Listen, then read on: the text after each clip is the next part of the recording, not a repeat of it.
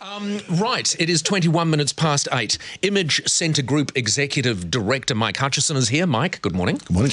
And Fiona Fraser, editor of the New Zealand Woman's Weekly, is here. Good morning, Hi. Fiona. Oh, this is the Brains Trust.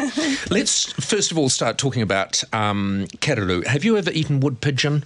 Yes, I have, as a matter of fact. Oh. Yeah. And you freely admit to it. Yeah, well, in fact, we were just talking about it before. I used to live on Waiheke, and we had a house with a glass gallery. Oh, yes. And very often, well, not very often, a number of times, a big flat wood pigeon would bump, Yep. and would fall down. So when you heard... You knew, I knew you were waiting for a bump. Lunch was on its way. Did you have the oven on? No. I must admit, I was pretty mortified first, but then we had it plucked. Gave the You had it plucked. Plucked, yeah. You invited someone around to pluck the freshly. A friend of ours. We had a vineyard over there, and our winemaker was a very good plucker. Good plucker. And so we gave the feathers to local kuia, the local marae, and thought, what do we do with this carcass? God, you were good. You covered all blooming bases, didn't you? Well, yes, but then gutted it, then pot roasted it, slightly overcooked it. It tasted like an old sancho, actually. I wouldn't recommend eating it. And there's very little meat in the breast.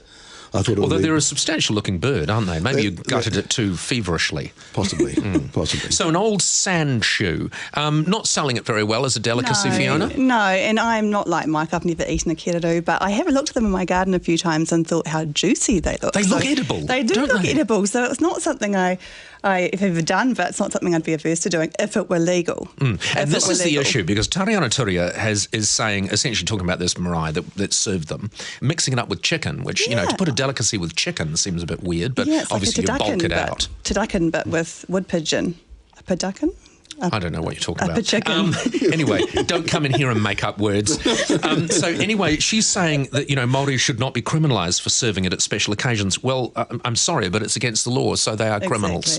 Exactly. And we would feel a lot more up in arms too, I think, if we were eating our national bird, the kiwi, or any other endangered bird. There's something weird about eating a national bird. I just think there's something just a bit disrespectful. If you've made it your national bird, and the reality is the best way to protect a kiwi is to farm them, but if you've made it your national bird. But I see these blooming wood pigeons lumbering through the sky over my place all the time. Then they don't land in trees, they crash in them. They can barely operate their bones there. All right, let's talk about aliens very quickly. Fiona, aliens, true or false? Oh, I think they would exist. I don't want to see one, but if I do see one, I would like to ask him or her or it if they'd like to be on the cover of the Woman's Weekly. Oh, of course.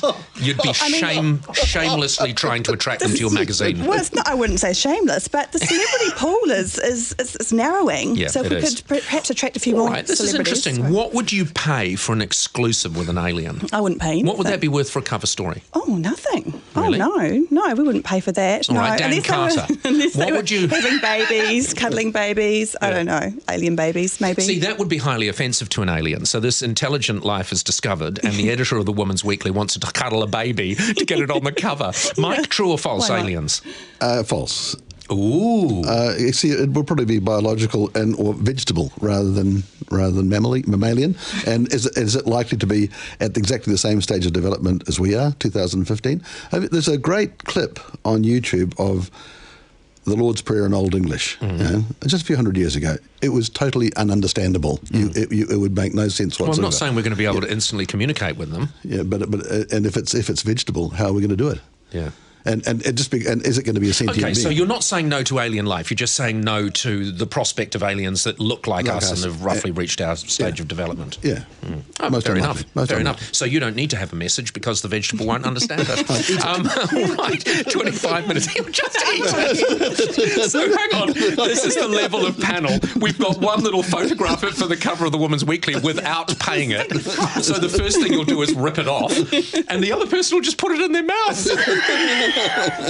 What message have you got? All right, the panel's back in a moment.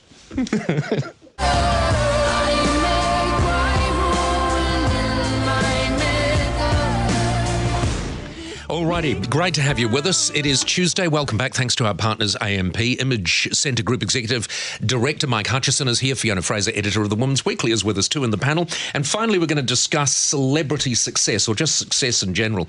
Yesterday, Jennifer Lees Marchmont, an associate professor in politics at the University of Auckland, came out, presumably when someone in the media asked her about this Max Key video that shows that they've been on an expensive holiday. She said the timing of the latest video was unfortunate in a week where unaffordable housing had dominated headlines.